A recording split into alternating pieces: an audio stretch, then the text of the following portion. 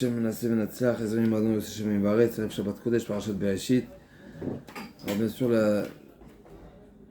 on va essayer de rapporter les propos du Orach Makadosh et essayer de nous renforcer, surtout pendant cette période-là qui est très difficile pour tout le local d'Israël. Amen, amen, amen. Et on va juste rappeler ce qu'on a mentionné en partie le jour de Simchat Torah et suite à la fête de Sukkot. Baruch Hashem, nous avons traversé une période de Yamim Noraim qui démarre depuis le début du mois de Elul, en se préparant à Rosh Hashanah pendant un mois.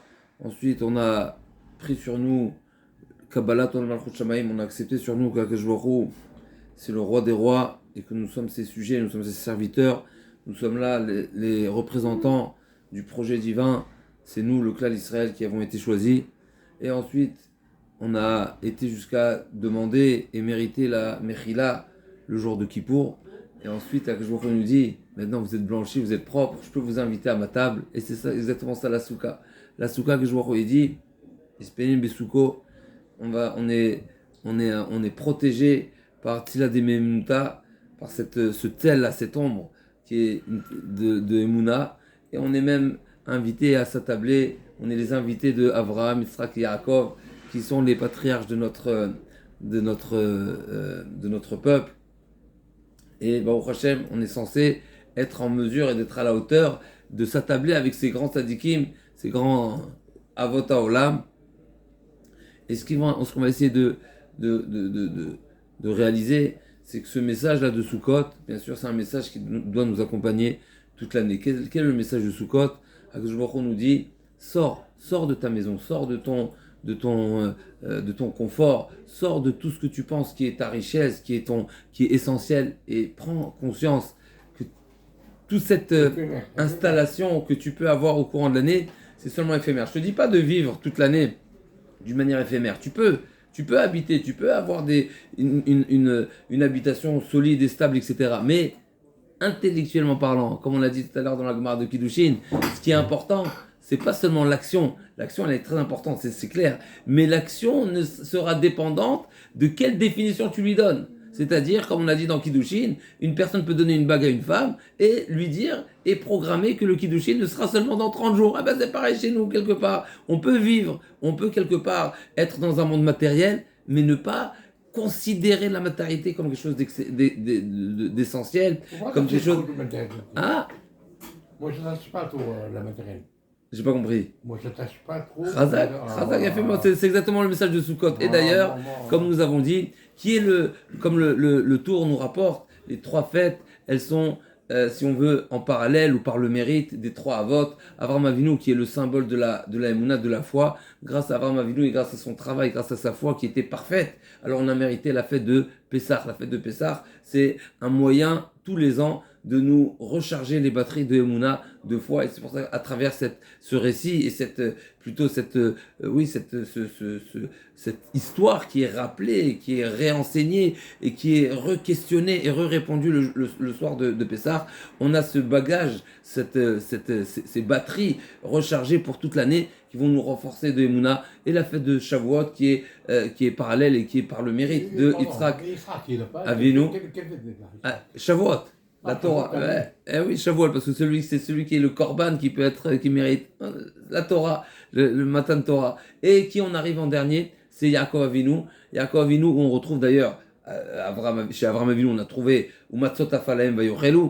C'était probablement, il y a différents midrashim, mais en tous les cas, du fait que la Torah nous raconte que Lot à cuisiner des matzot, donc c'était à la période de Pessah. Mais il y a un autre midrash qui dit que non, Tachat Ha'etz Vayochelu, quand est-ce que les malachim sont venus chez Avraham Avinu, c'était à Sukkot. On va passer ça, c'est ce qu'on a dit le jour de Simchat Torah, mais en tout cas, ce qui est certain, c'est que chez Yaakov Avinu, c'est marqué, la première fois on retrouve la notion de Souka, c'est chez Yaakov Avinu. Quand Yaakov Avinu a quitté Lavan, et il est venu s'installer à Shrem, c'est marqué, il va y venir le Baït, ou Mikne ou Asasukot. Pour son bétail, pour son bien matériel, il a construit des cabanes.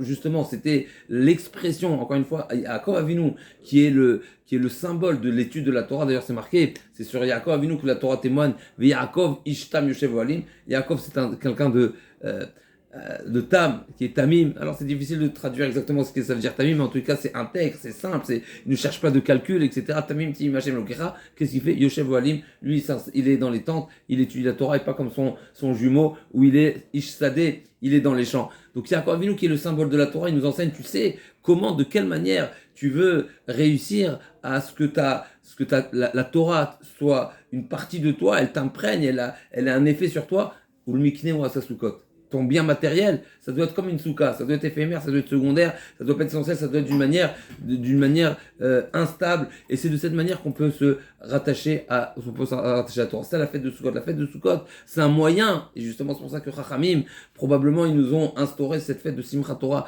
à la sortie de Sukkot, parce que justement, une fois qu'on a vécu une semaine en dehors de la maison, une fois qu'on a pu, grâce à cette fête de Sukkot, prendre conscience, c'est pas la maison qui est l'essentiel. La maison, c'est seulement un moyen, mais l'essentiel, c'est d'être c'est proche d'Akadosh Baruch Hu. Alors là, on peut se réjouir la jouissance de la Torah, et cette notion, on l'apprend d'Avraham Avinu, cette notion, on l'apprend, mais plus précisément de Yaakov Avinu, et on espère, Bezrat Hashem, que cette idée-là va nous accompagner toute l'année, malgré que, encore une fois, le bon Dieu nous dit, je te donne, tu peux, tu as la possibilité, je te donne les moyens, mais c'est pas l'essentiel.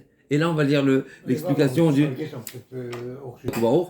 Tu m'as fait rebondir sur cette notion-là, sur cette Gemara qui nous dit, à la fin des temps, Akadosh Baruch Hu va demander au Goïm de réaliser une mitzvah. Parce que le bon Dieu va venir avec le Sefer Torah entre ses mains. Il va dire, tout celui qui a accompli la Torah, eh ben, il peut venir demander un salaire.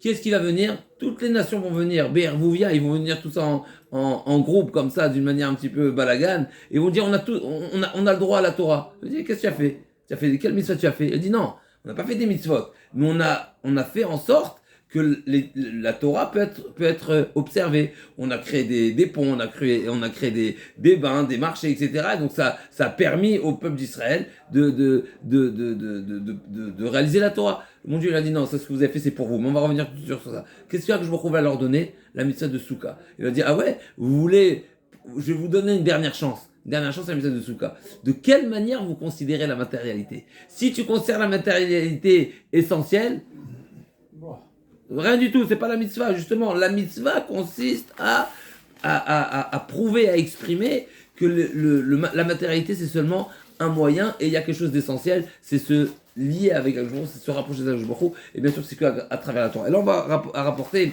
les propos du Orachem Akadosh qui nous rappelle bien sûr la dracha de Chachamim que Rashi nous ramène déjà. Bereshit bar Elokim, c'est quoi Bereshit? Bishvil à Torah, c'est Nikrit Reshit. Akadosh Baruch Hu nous enseigne dans les premiers mots de la Torah, tu sais quoi, je vais te révéler pourquoi je crée le monde. Bishvil à Torah. Je crée le monde, tu sais quoi? Parce que je veux transmettre la Torah à l'être humain, et c'est par l'observance de la Torah, l'étude de la Torah, appliquer les mitzvot, observer la Torah, que je crée tout ce monde. Qui est-ce qui va être le concerné? Hachem, qui connaît bien sûr le futur. Qui est-ce qui va être le peuple qui va accepter la Torah? C'est le peuple d'Israël. Donc je crée le monde pour la Torah, et pour le peuple d'Israël qui va accomplir la Torah. Sur ça, le Orachem Akadosh nous dit, pourquoi c'est si important de nous dire ça dans les premiers mots de la Torah? Il nous dit, le Orachem Akadosh, c'est dans les mots, on va voir quelque chose de magnifique. Tevat Bereshit, Yechaven Baruch Hu Lomar, Bishvil Torah Shenikret Reshit. Donc c'est Chamim qui sont d'Oresh, comme ça le Midrash dit, la Torah, Bereshit, Bishvil Reshit. C'est pour le Reshit, pour ceux qui s'appellent Reshit. C'est-à-dire qu'encore une fois, que je vois Kaviarol, il nous révèle son projet. Il nous révèle l'objectif de son projet plutôt.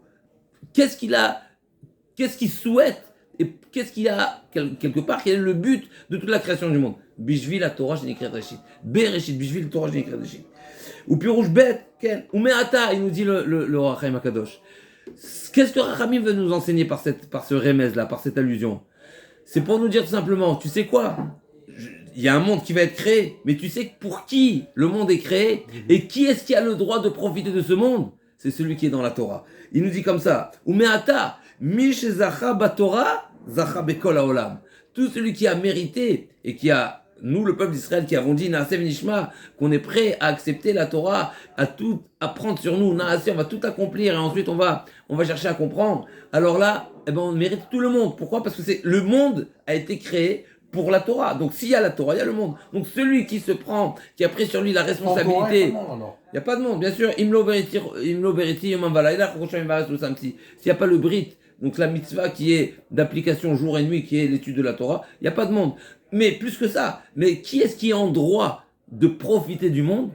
Celui accepte la Torah. Et c'est pour ça que la Torah, Akadosh Baruch Hu a voulu commencer les premiers mots de la Torah en nous disant le monde c'est pour la Torah. Donc s'il y a Torah, il y a le monde. Et donc celui qui s'engage et qui accepte et qui est zoré de la Torah, qui la souhaite et qui la mérite, eh bien, effectivement, il aura le droit de profiter du monde. Il ne s'arrête pas là, le Rochel Magash lui dit Umi shelo zacha Torah, en lo lehenot mina olam ad midrach kavragel. Et celui qui n'a pas mérité la Torah, il n'a aucun droit, aucun mérite, aucune autorisation, aucune de profiter de ce monde. Et ça nous rappelle un petit peu ce que la Gemara nous dit dans Psachim, que le Hamaharet, celui qui non seulement n'étudie pas, mais ne se soumet pas au Chachamim et ne s'intéresse pas à la Torah, ne s'intéresse pas au message de la Torah, il n'a pas le droit d'égorger une bête. Pourquoi? Parce que la bête, il n'est pas mieux que la bête. Ouais, s'il étudie la Torah, s'il est lié à la Torah, alors il a une supériorité à la bête. C'est un homme. Mais sinon, c'est une bête. Une bête, pourquoi il a le droit de tuer une bête pour manger? Pourquoi? Comme ça, la Gemara dit, le Hamaharet, il n'a pas le droit. Il y a une deuxième catégorie de personnes qui peuvent mériter aussi de profiter de monde. C'est qui? Ceux qui aident à étudier la Torah. Ah ouais. Zulat im yeshamesh hersher amalea. Celui qui va être le moyen... Pardon, par exemple le parnasse. Après, ça peut être un parnasse financier. Ça peut être tout simplement qui favorise, qui va aider, qui va donner les moyens. Ça peut être un moyen financier, ça peut être un intellectuel, ça peut être psychologique, ça peut être... En tout cas, celui qui, dans son intention, encore une fois, il veut faire en sorte d'agir pour que l'étude de la Torah soit étudiée, soit apprise, soit enseignée, soit observée, alors lui aussi il aura le droit de profiter de ce monde. Et Bémet, on revient à ce partage qui a été pacté entre Yaakov et Esav. Yaakov il dit, pourquoi on va se disputer? Il y a deux mondes. Prends-toi un monde, moi je prends un monde. Comme ça, Esav il a dit, je suis d'accord avec toi. Yaakov il dit, moi je prends le monde spirituel, je prends le monde futur. Et Esav, toi tu prends le monde matériel. Quand Esav il est venu à la rencontre de Yaakov Avinu, à son retour de chez Lavan, il voit Yaakov Avinu avec du bétail, avec des femmes et des enfants. Il dit, je comprends pas. Non, mais il lui dit, je comprends pas. On s'est mis d'accord que toi tu profites pas de ce monde. Donc je comprends pas, qu'est-ce que tu fais avec tout ça? Il a répondu quoi? Il a dit, il m'a gratifié. Ça fait pas partie de mon salaire, c'est pas un salaire, c'est pas un profit, c'est un don. Mais là ça rejoint ce que le Rochel Magash nous dit. Celui qui est dans la Torah, il lui dit, tu peux profiter du monde. C'est pas en tant qu'appartenance. Celui qui est dans... Et le Rochel Magash poursuit en disant, c'est ça la suite aussi de la dracha. Il y a la première dracha, Bishvil Torah Shenikret Reshit. Donc la Torah s'appelle Reshit. Donc Bishvil Reshit, Bishvil à Torah, pour la Torah. Et deuxièmement, Bishvil Israël. Le monde a été créé pour le peuple d'Israël. Pourquoi? Pas parce que le peuple d'Israël, il n'y a pas de raison pour lesquelles il est essentiel. Non, mais c'est parce que le peuple d'Israël a accepté la Torah. Donc c'est une même chose, c'est une même dracha, il nous dit. C'est pas deux drachot, c'est pas deux remazim, c'est pas deux allusions qui ne concordent pas. Au contraire, c'est complémentaire. Parce que pourquoi le peuple d'Israël s'appelle Réchit? Pourquoi on a cette appellation? Parce que justement, où les tzad kabalatam Torah, c'est parce qu'on accepte la Torah. Ou bazé nivdalou leshem uti me'amim, et c'est cette acceptation de la Torah qui nous différencie des peuples. Vega Momro, etc. Il y a encore, bien sûr, beaucoup d'explications du Rochel Magash, beaucoup d'explications, et comme nous savons bien, dans ce mot de Bereshit, il y a toute la Torah, et là je vais revenir justement sur cette notion.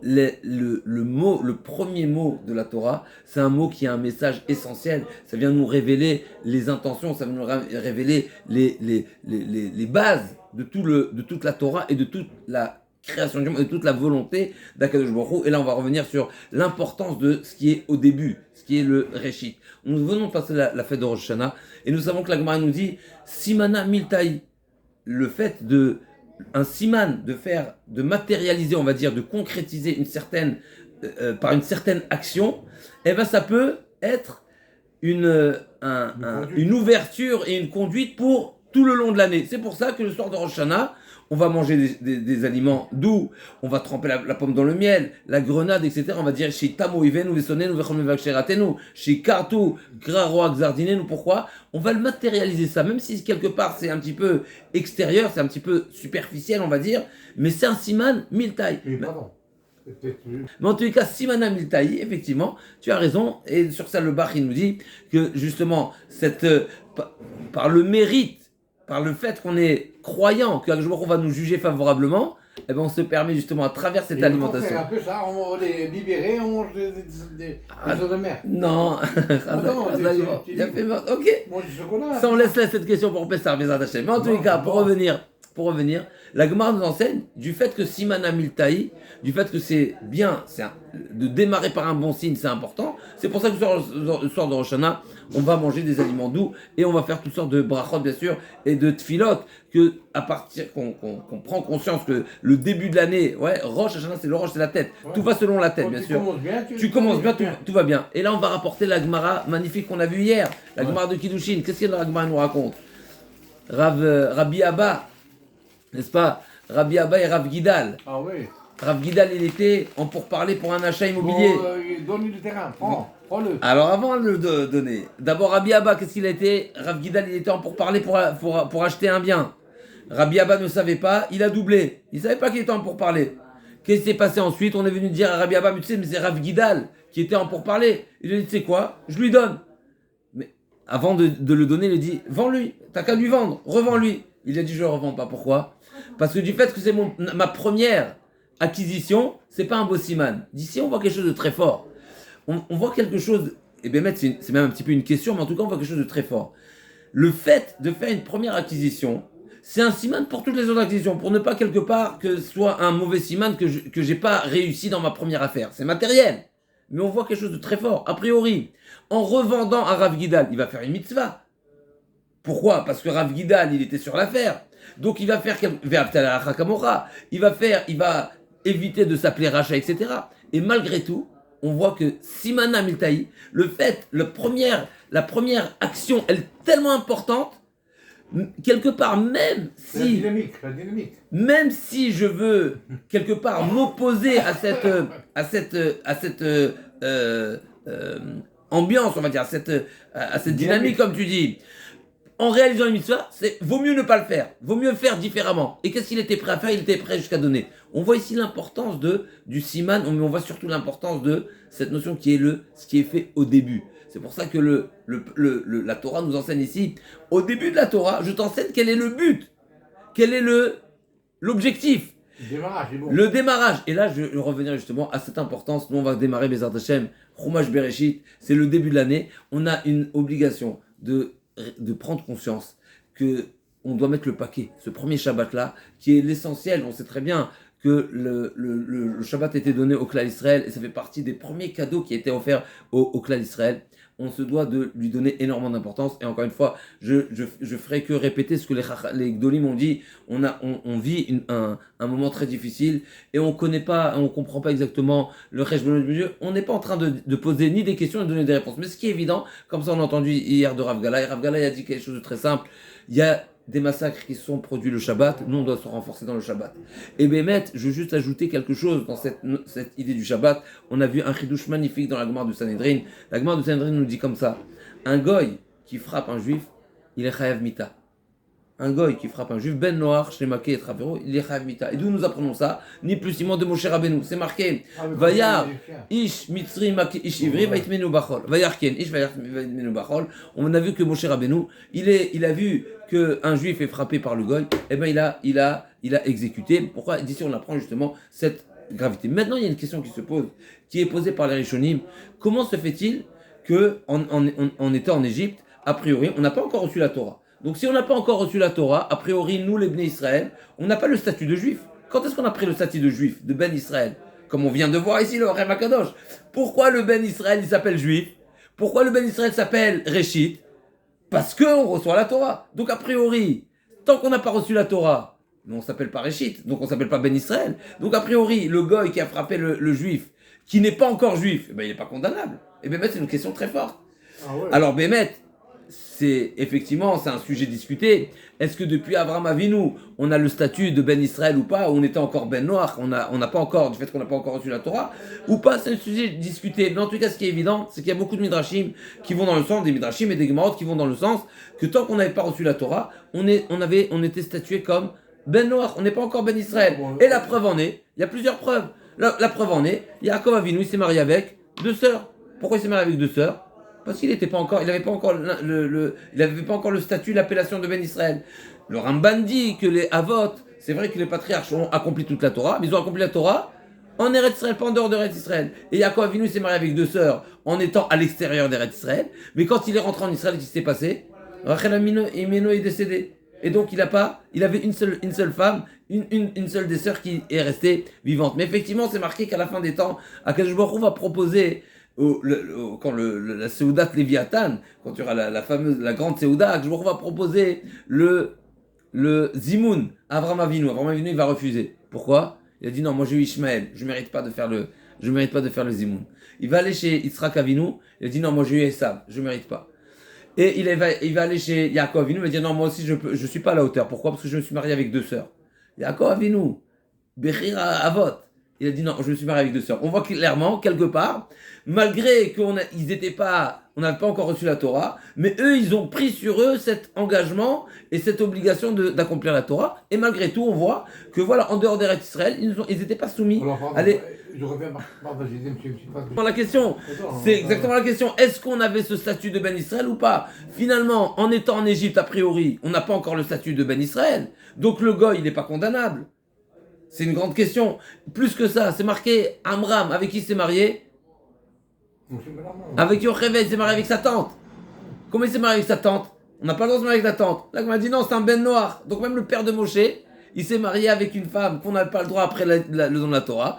Donc en étant en Égypte, encore une fois, on voit clairement, même après, c'est pas seulement Yaakov Avinu, mais même les enfants de Yaakov Avinu, qui s'appellent déjà Béné Israël, parce qu'Israël, c'est le nom de Yaakov Avinu. Et bien quand même, on s'appelle pas Ben Israël, on n'est pas encore tamponné, en tous les cas, pas en Égypte. Donc Bémet, c'est une question, et c'est la question du Ran. Le Ran nous dit, à ce sujet, on était déjà Ben Israël, alors il faut approfondir les propos du Ran, mais je vais proposer une explication, Bezrat Hashem, Bisrota Tzibour, une explication magnifique. J'ai pensé, tout simplement, il y a une, dans la suite de la Gemara, toujours de Sanhedrin, la Gemara nous dit, un goy qui observe le Shabbat, Chayav Mita.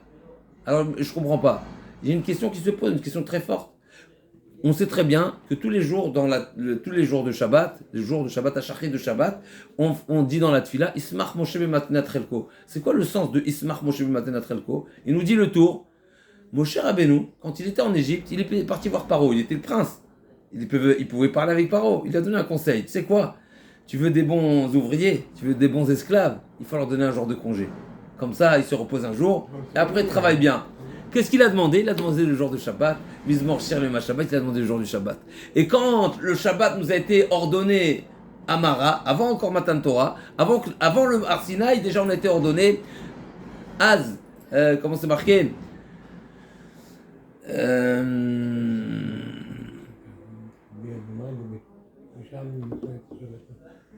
Kacher Tivitira, c'est que Akadosh Baruch Hu nous dit dans la Siyat Adibrot, observe le Shabbat comme je t'ai déjà ordonné. Quand est-ce que ça nous a été ordonné? Déjà avant Matan Torah, Amara. Mais qui est-ce qui a été le premier qui a initié et qui a demandé l'observance du Shabbat? C'est Moshe Rabbeinu. Donc Moshe Rabbeinu, il était content. Quand on a reçu la mitzvah du Shabbat, il était content. Il dit, moi je l'ai déjà demandé, j'ai déjà fait le premier pas pour quelque part, qu'on soit à la demande de l'observance du Shabbat avant même la mitzvah. Mais là, il y a une question. Si on a le statut en Égypte, on a le statut de Ben Noir, mais on n'a pas le droit de faire Shabbat. Ah ouais. Donc il y a un problématique ici. D'un côté, on est en train de nous dire que le Ben Noir, il n'a pas le droit de faire Shabbat. Et d'un côté, mon cher lui demande le Shabbat. A priori, qu'est-ce qu'il en sort de ce midrash? C'est grâce à l'observance du Shabbat qu'on est devenu Ben Israël. Et de cette manière, on va répondre à la question. Effectivement, tant qu'on n'a pas reçu la Torah, il est possible qu'on n'a pas le titre de Ben Israël. On n'est pas encore affirmé. On n'a pas encore l'alliance avec Akadosh Baruch Hu de la soumission à notre soumission et l'acceptation de la Torah. Mais du fait qu'on a déjà pris sur nous le Shabbat, eh ben grâce au Shabbat, on est déjà différencié du goy et on témoigne l'unité d'Akadosh Baruch Hu, on témoigne que c'est Akadosh Baruch Hu qui a créé le monde et par ce mérite-là, on a déjà le titre de Ben Israël à tel point où si le goy il nous frappe, et peut-être ça rentre dans les mots du Ran, si le goy il nous frappe, ben il est chayav mita. Pourquoi? Parce que nous on est Israël. Pourquoi grâce à quoi on est devenu Israël? Grâce à l'observance du Shabbat. Et là c'est un chidouche magnifique. Alors bien sûr, encore une fois, il y a des massacres qui sont produits le Shabbat, mais on a entendu des nissim et des miracles qui ont été racontés alors que malheureusement il y avait des centaines et des milliers même de terroristes qui ont sillonné tous les alentours. Il y a 2, voire 3 yeshuvim qui n'ont pas été touchés. C'est des yeshuvim qui étaient chômrés Shabbat. Ah. Comme ça, il y a eu les témoignages. Ils sont venus devant la barrière jaune là qui s'ouvre. Elle s'est pas ouverte. Et ils ont fait demi-tour. Ah oui, 2 yeshuvim. Et j'ai entendu même un 3e yeshuv où ils n'étaient pas tellement, mais ce jour, ils ont décidé ce Shabbat. On observe le Shabbat. Ils ont été aussi épargnés. Deux histoires. Et de là, on sait très bien la puissance du Shabbat. Alors, premièrement, on est en train de dire, ici, il y a ce que le Midrash, il dit, qui est Shmera Shabbat. Si on observe le Shabbat, c'est le Shabbat qui nous protège. On a parté Mahina. C'est pour, effectivement, nous on va pas, on condamne pas, on condamne personne, on juge personne, on n'est pas en mesure de. Mais ce qui est sûr, Chas Shalom, c'est pour ça que nous on cherche pas à juger et à condamner qui que ce soit Chas Shalom. Mais ce qui est certain, c'est par l'observance du Shabbat, on se démarque du goy. Et si on se démarque du goy, le Shabbat lui-même, bien sûr, il est d'abord en raison de nous protéger, mais en plus de ça, comme on est en train de dire ici, ça nous différencie du goy, et si ça nous différencie du goy, Bezrat Hashem, le goy sera condamné, et le bon Dieu peut le condamner de n'importe quelle manière. Donc je veux revenir maintenant sur le point du Shabbat. D'abord, le fait que ce soit le Shabbat Bereshit, on sait très bien que dans le Lashon Chachamim, Shabbat, le Shabbat de la semaine, un Yom Tov aussi peut s'appeler Shabbat. Yom Kippour, il s'appelle Shabbat Shabbaton. Mimachorat Shabbat, c'est marqué, Pesach aussi s'appelle Shabbat. Mais le Shabbat de la semaine, il s'appelle comment? Shabbat Bereshit. Shabbat aussi, a cette appellation de Bereshit. Quelque part, on peut ajouter, peut-être c'est déjà marqué, mais ça je ne l'ai pas vérifié. Il y a Choliot que dans ce mot Bereshit, on retrouve Shabbat. Bémet, on peut dire que grâce à Shabbat, on peut mériter encore une fois, et comme on sait très bien ce que l'Agma nous dit, tout celui qui est Shomer Shabbat, Mechalelo, même s'il est Oved Avodah Zarah Kenosh, encore une fois, il est prêt à fermer les yeux, encore une fois, même sur l'idolâtrie. Mais s'il y a le Shabbat, et par contre le Shabbat, alors Mochalino al Kol Avonotav, on regarde pas ses fautes. S'il y a l'observance du Shabbat, et là c'est l'importance de l'observance du Shabbat. Une fois qu'on observe le Shabbat, c'est la manière la plus expressive de témoigner qu'il y a un créateur, et non seulement témoigner qu'il y a un créateur, mais plus que ça, celui qui témoigne qu'il y a un créateur, eh ben il est Shutaf B'Maaseh Bereshit. Une personne, c'est pas seulement un témoignage, mais on devient associé. Pourquoi? Parce que justement, le but du monde c'est quoi? C'est reconnaître qu'il y a un créateur. De quelle manière on témoigne qu'il y a un créateur? Justement, par l'absence de toute activité, et de même qu'Akadosh Baruch Hu a mis un temps d'arrêt, on va dire, à l'action, à l'activité. Bien sûr, c'est pas une activité qui est physique. On est Bidvar Hashem Shaminasu, c'est seulement la parole, mais même la parole Kaviachol, Akadosh Baruch Hu a stoppé son activité. Et nous, par notre absence d'activité le jour du Shabbat, on témoigne que Akadosh Baruch Hu est le créateur. Et si on témoigne qu'Akadosh Baruch Hu est le créateur, alors là on devient shoutaf, on devient associé. Et là on peut peut-être compléter les propos du Orachem Akadosh. De même que le Orachem Akadosh nous dit que celui qui mérite à la Torah, qui a été zoré à la Torah, il a mérité à la Torah, il se soumet à la Torah, il a le droit de profiter du monde, eh ben on peut dire peut-être un chidouche. Celui qui observe le Shabbat aussi, il peut profiter du monde. Pourquoi? Parce qu'on est associé. On est associé avec le Créateur. Si on est associé avec le Créateur, j'ai le droit d'utiliser. Si on est associé, n'est-ce pas? Donc a priori, 2 chidushim. D'abord, premièrement, grâce au Shabbat, on est appelé Israël. Si on est appelé Israël, eh ben le goy il sera condamnable. Deuxièmement, la Torah, le Shabbat aussi, peut-être il s'appelle Réchit comme ça s'appelle Shabbat Bereshit. Et grâce au Shabbat Bezrat Hashem, on sera épargné. Et grâce au Shabbat, on a le droit de profiter du monde. Alors bien sûr, ne pas oublier le Shabbat, bien sûr, l'importance du Shabbat, les rabbinim, comme on a dit, ils conseillent de prendre sur soi d'abord, particulièrement ce Shabbat, de faire entrer Shabbat plutôt, d'étudier la halachot de Shabbat, parce que comme le Chafetz Chaim nous dit, toute personne qui n'étudie pas la halachot de Shabbat, forcément, il profane le Shabbat. Volontairement ou involontairement, c'est pas le sujet. Mais par ignorance, c'est évident, toute la semaine, on fait toutes sortes d'actions, d'activités, que ce soit en cuisine, que ce soit à l'extérieur, mais essentiellement en cuisine, on risquerait le jour du Shabbat de profaner le Shabbat par toutes sortes de melachot, comme Brera, comme Mechin, etc.